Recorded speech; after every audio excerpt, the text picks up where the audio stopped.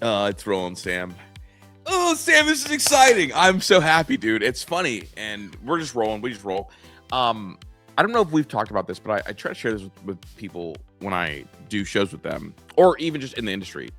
I am someone who loves sports. I love college football.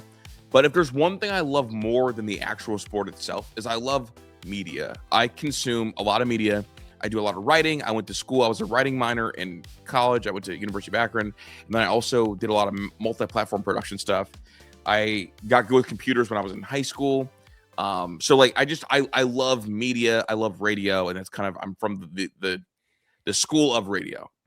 Sam, you have been talking on a microphone for what, 3 years now or 4 years longer? How many years have you been on a microphone? Probably 4 is what I Okay. would say. I started in 2021, turned on the camera, and started showing my face in 2024. Okay. So you went just audio and then the camera. It's like, Yes. so you one then the other. That's cool. That's kind of how I am. My first ever media gig was in radio. So there was no camera for a while. I did music radio at first. It was like, hey, like, 1073. This is Coldplay. Now this is, Limp Bizkit. So I did music a lot.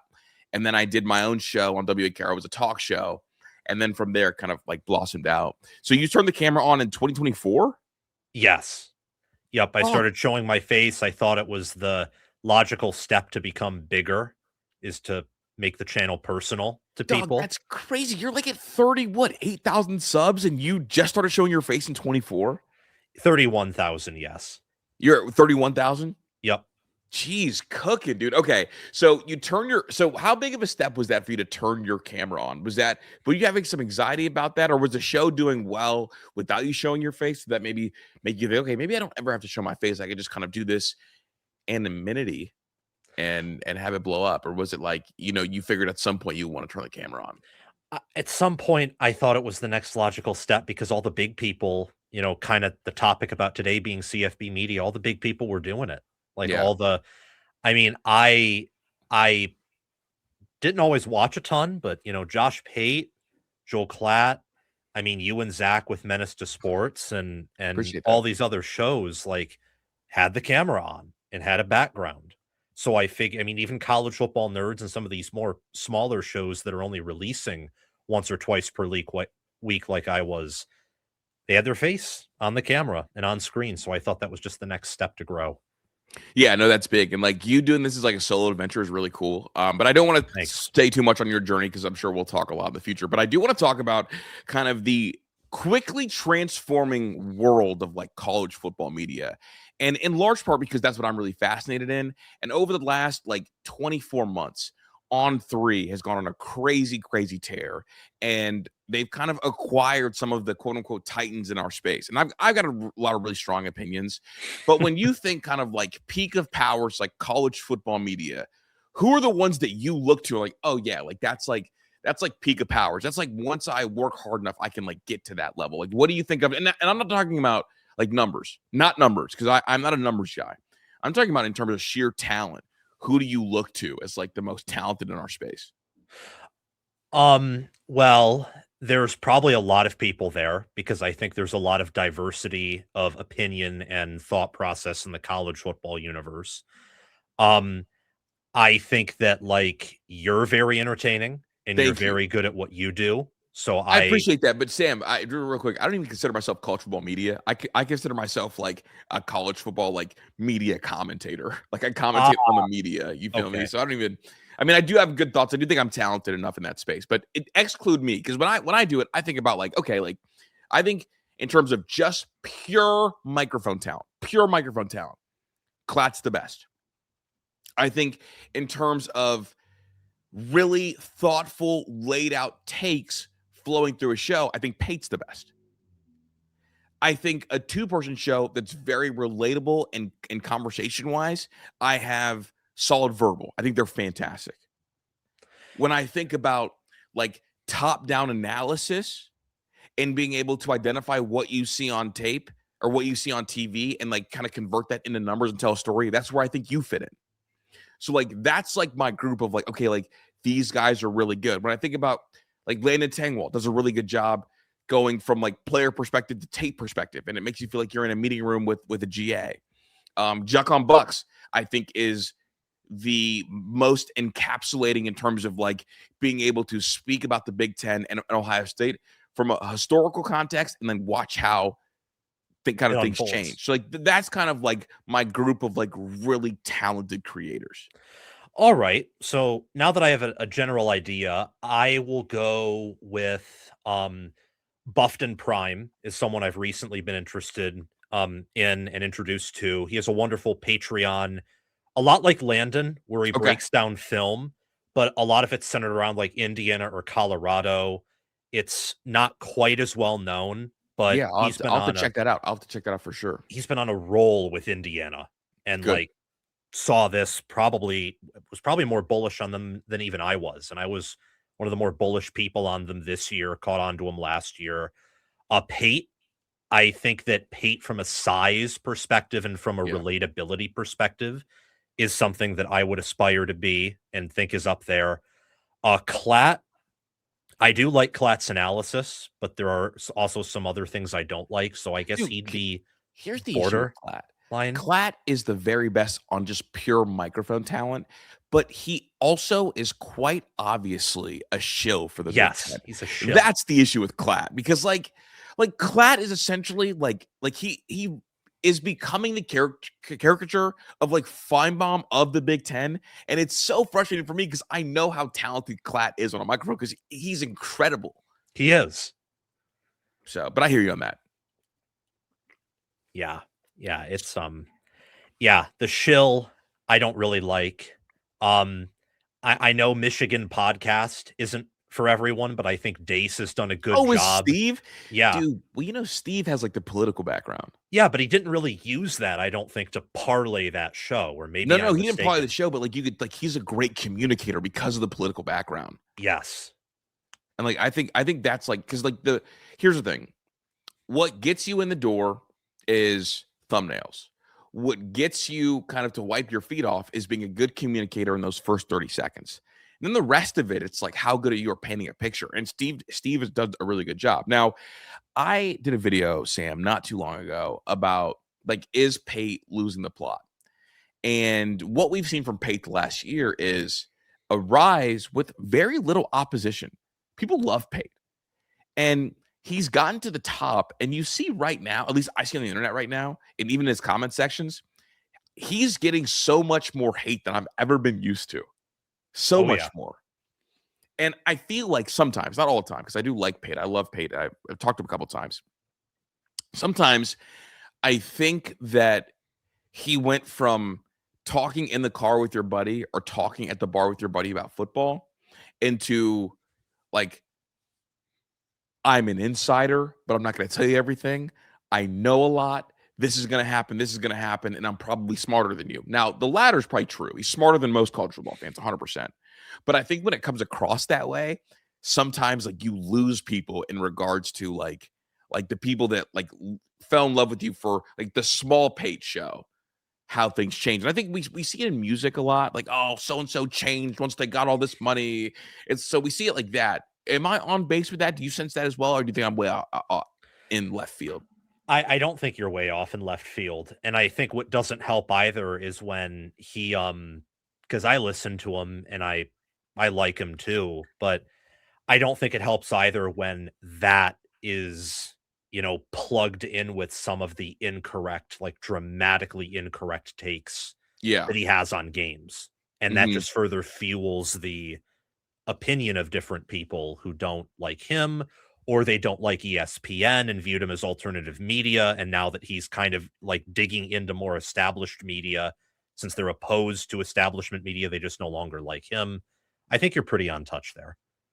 I also think what else is happening. So the ESPN side of it's fascinating. Like he's going to lose a lot of people going to ESPN because then like his SEC takes are going to feel like SEC shill takes, Yeah. right? Like it's gonna feel that way. And appearing with the big dogs, well, it's something that I think like someone like you would absolutely welcome. Like I when you want to get to that level, when you get to that level, you do lose some people along the way.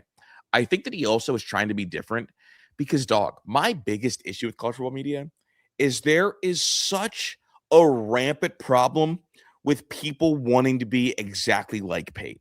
There's like I call it the fake Pate population.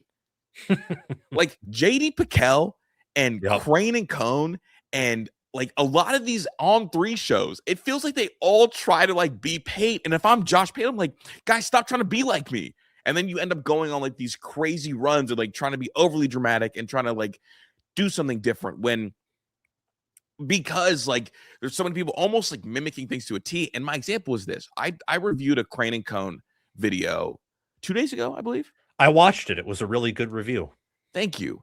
And they gave a take that was identical to the Josh Pate coaching is better in the Big Ten take that he gave 3 days ago. Now, look, that's not a unique idea. People are allowed to have that take. But the fact that you waited until Josh Pate went very loud with that take for you to use that in an SEC conversation, it's like, oh my God, if I wanted to listen to Pate's take, I would go listen to Josh Pate. And then them joining on three, it's like they're trying to like have all these little clones and where you have all these great creators that like work hard to like have original ideas. Like you work really hard to be right and be original with your thought process. Landon Tangwell does the same thing. Chuck does the same thing. Solid Verbal Podcast does the same thing. It frustrates me when I see people who have been given the opportunity to have a platform like On Three, and instead of trying to have a unique process, you just gave me the exact same take and the exact same roadmap that somebody else gave me. Yeah, that's bad. Right? Like, I guess for you, do you identify that when you watch people's media, or do you not watch a ton of like cultural media?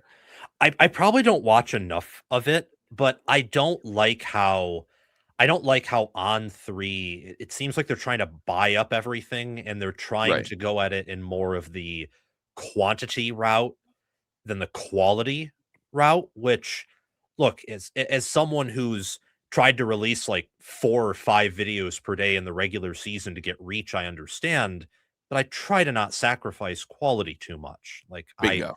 upgraded my background, I upgraded my camera. I mean, your comment about their volume levels being way off when they're all managed by the same producer, that It's like little how do you stuff mess that's that up? easy, right? Like that's easy. Like you would think, because On Three right now is a multi-million-dollar operation. Yes. You work for On Three now. Can we make sure our levels are good? Like I'm on Minutes of Sports every day. I try to make sure our levels are good. We're not a multi-million-a-year operation. Like I do this show, I do my Signal Lost episodes, and I play videos. I try to make sure the videos that I play are close in volume, and when they're not, it drives me insane. So like for you to like on your first week over at On Three to go over there and not know how to manage levels, I'm like, oh my God. Shameful. And then they're the type of show that would never have said the Big Ten is better coaching until someone else pointed it out to them. Like I've watched them enough Mhm. to know that. Like they would not say those type of things before paid over it on three said that. And this is, and I want to talk about the word diversity real quick. And I'm not talking about like skin color and all that. Like, not this is not that kind of joint. I think that On Three sold out to acquire talent that sold out to acquire audiences, and with that, you're not getting diversity in process. Like No. I think your process is diverse enough and different enough from Pate's to where I think like someone like you is more talented than Crane and Company. And I think that like we're missing the plot a little bit when we see like Crane and Company kind of grift their way to 200,000 subs, do numbers that are comparable to you and to Juck and to the film, Brooks Austin, like do comparable numbers to those people. And yet they get the platform. And it's a shame because it's like you could tell they're not working as hard. And so, like, my issue with the cultural media space right now is that at the top, it's really, really good. But the guys that are close to the guys at the top aren't that good. And then the guys that are in that middle tier that deserve bigger audiences are really, really good. Like, here we go. I think Jake Butt is outstanding. Yes. Like if I was giving a Elite. newcomer of the year award, it goes to him. He's elite. He's been on my show plenty of times. You guys And are awesome together. he's incredible. Yes. I love Yeah, like him. he's not a but, and the thing is like I feel like he acknowledges kind of the work that you've done by coming on your show and like really being a really engaging guest, and that makes me really happy. Yeah, it's like I don't know if I've told people this, but he actually reached out to me because he watched my Maryland, Nebraska preview, and I thought to myself, "Well, holy cow." Yeah, Like someone you like get cuss here. Holy shit is what I was about to say. yeah, it's insane. I couldn't believe that like a respected analyst who probably has forgotten more football than I know Mhm. watched my preview, took value from it, and then now here we are and I have him on and that sparked a journey where I had you on and then I got him and now I have this network where I can get these other guests on and it's been phenomenal. Yeah. See, here we go. Journalism me would be like, exclude me. Who's your favorite guest? I'm not gonna do that to you. I'm not gonna do that to you. But who are some of your underrated guests when you think about like college football media? Like who've been on my show. Yeah. So I think Jake Butt and you are well known enough Yeah, I don't where consider you're myself you're underrated. you're I you're consider myself as like in terms of like college football YouTube, I consider myself on the same tier as Jake Butt in terms of like like recognizableness, I you're guess. underexposed. You're not Mhm. exposed with like tens of millions of people who know who you are, Yeah. but you're known enough, as am I, as is Jake Butt. Um, well, I'm probably not quite that well known, but I'm getting there. I mean, Soon enough. I think you're as well known as me at least. Wouldn't you be? Aren't you? I'm just kind of thinking like Menace to Sports plus Dead Air Okay. plus a lot Menace to of Sports, 38,000 subs at the point where then it went down, but also like we big followings on TikTok. So I don't and know. I just started TikTok and then I have this weird transition with my channel where I think a lot of my subs don't don't watch some of my subs don't watch because I think when I transitioned from faceless to face, that was Mhm. a big identity change, and I do think I lost some people there on the way, which happens. Yeah, no, Um, you learn you go through that in phases for sure. yeah, I would say to get back on topic, didn't mean to derail No, everything. dude, you're good. This is a signal loss. The topic is you. It's us. It's we. Nate Bishop from Scoop Duck, I think he Okay. covered the NBA Yeah. like a long time ago. He's gotten back into college football. I've had him on 2 times to talk about Oregon, and it's been some really insightful stuff for a guy that barely has 1,000 Twitter followers and just started writing for Oregon's On 3 brigade. I think that, hmm, I'll still say Buffton Prime because he's not Heck as yeah. well known as us or Yeah. as Jake Butt. They're very underrated. I would also to check off that third, trying to think through all the people I've had on. Yeah, I how would often say, go ahead. How often do you have guests, I was gonna say? Like, probably, like, what, 3 days a week, 4 days a week? that's been recent. It hasn't always been that much, but I'm really trying to, Mhm. get more on because it helps. It connects me.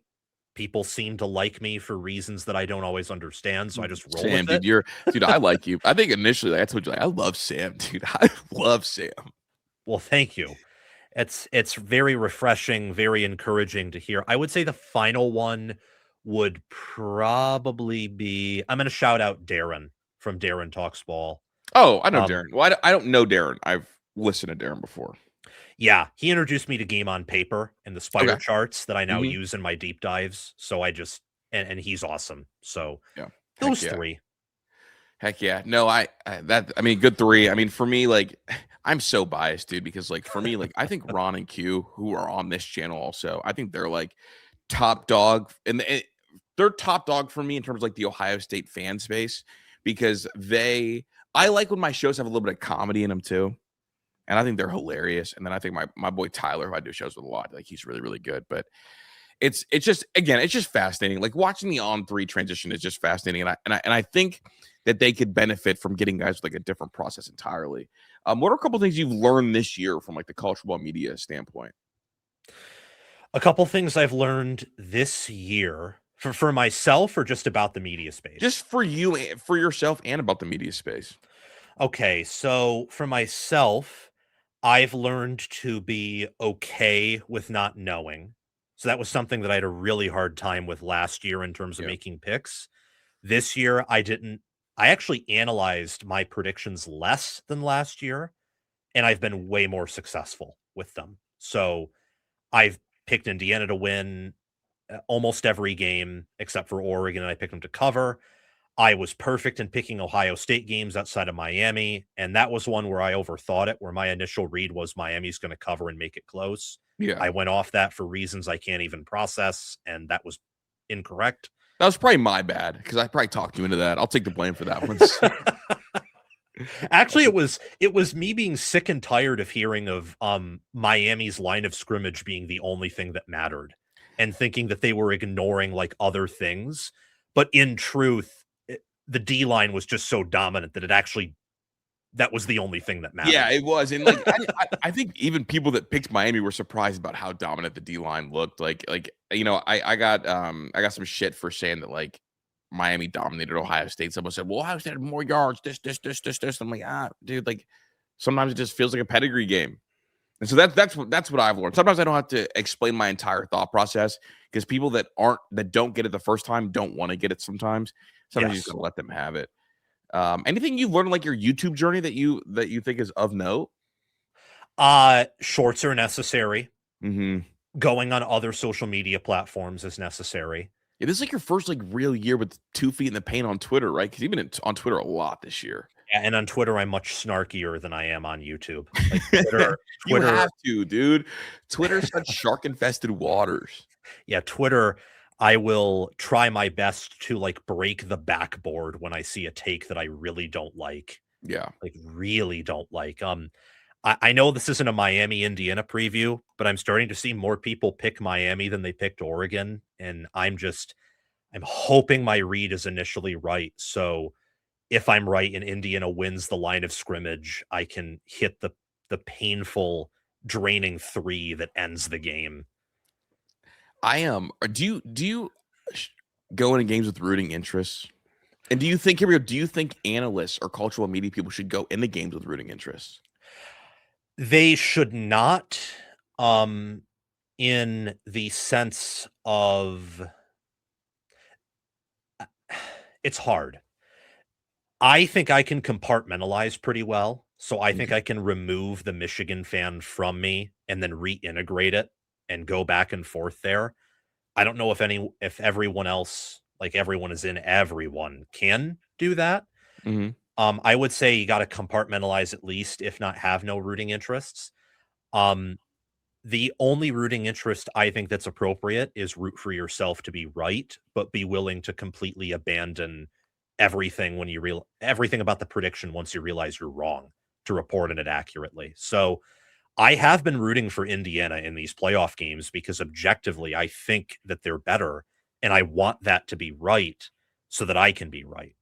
But if they lose or if they don't do well, I'm going to call it as I see it, as I've done with like I thought Michigan would cover against Ohio State. They didn't. And I said, yeah, Ohio State just kicked their tail.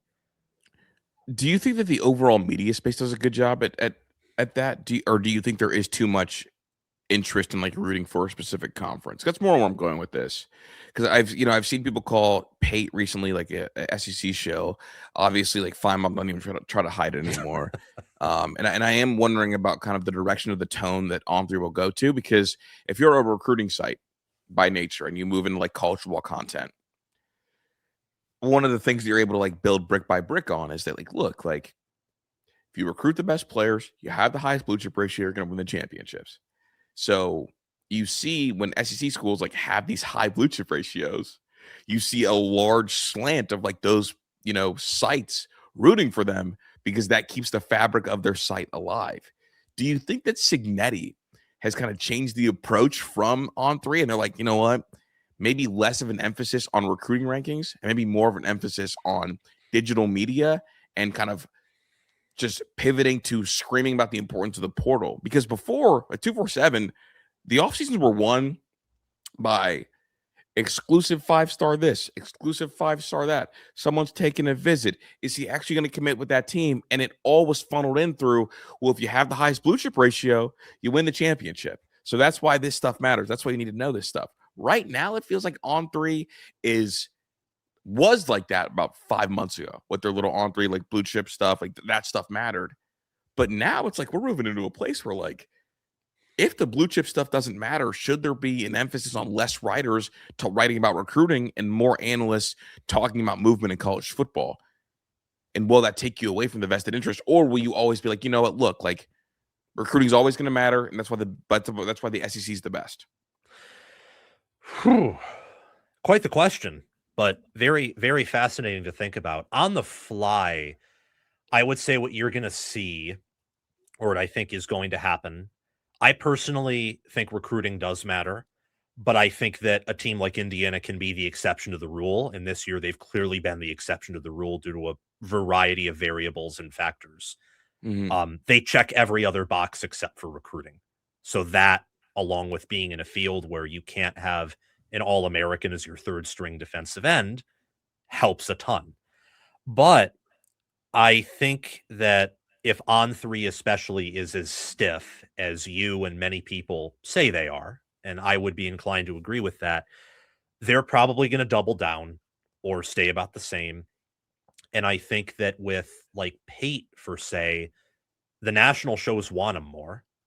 Yeah, they do. That's gonna, take away from some of the local, online, as you could call it, media. It's gonna go more TV route. I think you might see a power vacuum where there will be an opportunity for someone to come in, because right now the market for media, 24/7 sports is dead. Yeah, CBS, I think, which is a 24/7 sports is a part owns of, it. but that's, is what it is. It's probably past its peak. Although Cover 3 is doing well, and that's a podcast I religiously follow. Um, On3 seems to be a dominant player in and of themselves, and I don't know how long that's going to last, especially since I see a lot of people do dislike them. They're not universally liked or They're not, but appreciated. they're just winning with so much volume, Sam. Like there's But just so much volume, volume right now. but volume can be defeated. Think about, oh, big Caden Proctor's going to shove over Indiana. Oops, he's Yeah, fat and unconditioned, and he's yeah, dead, like you're right. dead. Honestly, like I think that like if 247 wants to compete with On3, they have to just get a lot. They have to go identify talent and try to add shows right now. I think they have to move more to the YouTube era. Just try to beat On3 show wise instead of because like On3 showing us that like having one cover three isn't enough. Because I mean, honestly, Oh, like I think the best On3 show is probably Andy Staples and Ari, right? yeah, Right. Staples is good. I think Andy Staples is awesome. He's on the College Football Inquirer too. Great show. Highly recommend if you're in like sports business. Like it's a fabulous show. It's a Yahoo show. I'll write it down. Yeah, College Football Inquirer. yeah, I think that's what it's called. I just listened to an episode they did with Ross Dellinger's on it. Oh, that's nice. So it's a Yahoo show, and Yahoo owned Rivals before. I I don't think. know. Well, you know, Shannon Terry started all three, right? I don't know if you know that. Yes, I do know that. Psycho, dude. He's a nut. He's a nut. But yeah, dude, I just wanted to vent about College Football Media Space. What is one goal you're trying to hit this year, 2026? We're doing a goal chart. What are you trying to hit this year? It's off the cuff, so Mm-hmm. oh my gosh, it's difficult to answer. I I'll mean, tell you what. I'll tell you what I'm trying to hit first. okay. I am trying to build out my Signal Lost show into like consistently 10K listeners a show. I don't want it to be too big because right now I think it's in a really good place, but I think consistently 10K. And then I want to do 15 video essays this year on 15 different head coaches across the sport. Much like I did with I did a Ryan Day video a couple weeks ago. That's awesome. Yeah, that's incredible. I guess, I mean, I do care more about views than subs, but I think at the rate I'm going with, my views going up, watch hours, subs, all that, I'd probably want to cross 50,000 this Okay. year. I think that's Mhm. reasonable. I also would like I think that 10,000 per video is a good idea. I at least want all of my videos because I produce so much volume there. I want all of them to have like 1 to 2,000 because some of them just completely fall off a cliff because Yeah. they're things no one's interested in, like, oh, Oklahoma State transfer portal news. But I'm interested in that. I want even those videos that are short and maybe not everyone's interested in to get a few thousand, and then the others to get 5 figures or something close to that. How do you balance what you like to make versus what you think will do well? That's so tough. I mean, I do like excellence, and I would probably lean perfectionist more than the opposite. So it's easy for me to like the big schools. Like Okay. I would hate it if UL Monroe won the title. Like that would annoy the living crap out of me. Mhm. Indiana, there's just so much excellence there that I don't even care that it's not a historical brand. Like immediately, that's the thing. We all have biases, but I like excellence so much that hey, if you're the small school that it's a part of history that you're bad, if you flip it over, I will love you. Like what's happened with Indiana, that's the funnest. I'm having more fun watching them than I did when my team won it all because it's so interesting and entertaining and fascinating. That's kind of I'm in a similar place. I mean, obviously, like, watching Ohio State win it all last year was, like, incredible for me, but I think, like, watching SIG blows my mind, dude. Like, it is it feels like I always imagine, like, what it would feel like on TV to, like, watch Michael Jordan in his prime as, like, someone covering sports. Like, that's what I feel like I'm watching with SIG. It's like a different feeling. Wow. It feels a lot like when you watch, like, Saban's Peak of Power teams, but you are watching through the lens, like, from a team that's not supposed to be like this, and I don't think that other media does a really good job encapsulating how absurdly wild this Indiana thing is. Like, it is absurdly impressive, and I think they shy away from it because 'cause they're, like, waiting for it to fizzle out because they can't figure it out because 'cause they're looking in the wrong places because 'cause they're valuing, like, recruiting rankings, but, Yes. like, this Indiana thing is the single greatest season I've seen in terms of storyline, in terms of historical dominance, in terms of historical impressiveness that I've seen since covering the sport. Like, this was not supposed to happen. No. No, and I mean, even if Miami beats them on Monday, I mean, it's still a super impressive and season and one of the most impressive seasons, like, ever. If Yeah, they beat if they they beat still showed Miami, it. that's the most impressive season ever. Yeah, that's I mean that is the most impressive, and the way they did it too, man. I mean, people think they're cheating now, Sam. That shit's hilarious. I made a video on that about, like, I showed some tweets up to my left, and it's rambling, it's coping, Hmm. and I eh, I guess that's where I'm disappointed with CFB media is Dude, the there's shit yeah, wait a fucking minute. The shit they did for all the big accounts to peddle that, like Bear did it, and here's the thing, dude, I like Bud Elliott. I didn't like that he even alluded to it. I was like, "Oh my god." I'm just choosing to believe Bud Elliott did it. It was satire. I think that Bear actually thought about it. The Kane's Insight guys alluding to it. I'm like, "Y'all gotta get it together, yo. You have to get it together." yeah, it's disappointing, and the fact that they couldn't see it when I thought to a certain degree, I mean, hindsight's 2020, but preseason, I was doing my research, and my research is, Extensive. yeah, it's extensive. I will confess, because I'm not the biggest football brain, a lot of it is stats, a lot of it's PFF, a lot of it is looking at coaches and their resumes, a lot of it is rewatching some games, but also remembering what I saw in the fall. I thought it was pretty apparent that this team was going to be good again. Mhm. They were going to take a step forward. Sure. And Do you remember you and I did the preview this year? yes, we did. And you asked me who's the Indiana this year, and I was like, "Well, I wanna say Indiana, but maybe Illinois, like, but probably Indiana." And then you asked another question, "Who's the most underrated team going into the year?" And we both said Indiana Yes. because people expected the Michigan State level fall off.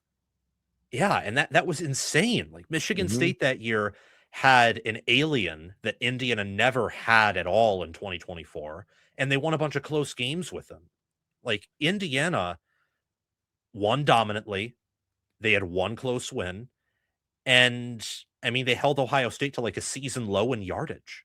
Yeah, and they kept the Notre Dame game closer than Georgia did. And I mean, and Stig told us, bro, we don't just beat teams, we beat the shit out of them. Yeah. Like, how can I never really answered one of your questions about how the media covers things. They do not do a good job at all at hiding their bias. Hmm. They don't. They like Brooks Austin knows what he talks about. He knows more football than I does. I would beat him in a pick 'em, just straight up. I could do a much better job picking who wins X matchup. Dude, that's why I stopped hiding my biases. Because the SEC people, they don't hide their biases and they pass it off like they are. And what ends up happening is they create an echo chamber amongst their fans that all end up parroting what they say. As you Brooks Austin, and I got a video coming out, and I like Brooks Austin. Me and Brooks Austin got into it on the timeline a lot. Before the year we got it on the timeline. I And did I see that. and I noted Indiana as a contender and a team that's invested in football, and he didn't list them in the Big Ten as a team that's invested and going to be good at football. And I listened to a pod that he just did. He just did it, Sam. And the question was, is the SEC overrated or are they washed? You know what he said? What? Basically, he said they're still the best conference, but they hurt themselves because they're so good of a conference that they beat themselves up during the regular season and they're injured heading into the postseason. And I'm like, okay, quite clearly that is disgusting. Yeah, Alabama was injured. That's why they got destroyed by Indiana. Because you play 8 conference games. And so, like, I don't like that I see media doing mental gymnastics for the SEC. And I'm like, you know what? Fuck it. Like, I'll do it too. I'll do it too. Yeah. I will hold the sword for the Big Ten because I'm tired of everyone on the Big Ten side, and not tired of it, but everyone on the Big Ten side does a really good job of holding their biases, except for Clapp. Nobody in the SEC grants you that same grace. No. They all just SEC. Like there's not a single SEC show that even tries to hide it. And when they do, it comes across as gaslighting. Like I feel like College Football Nerds on Twitter, not so much on the show, but on Twitter, is very gaslighting when it comes to Big Ten versus SEC.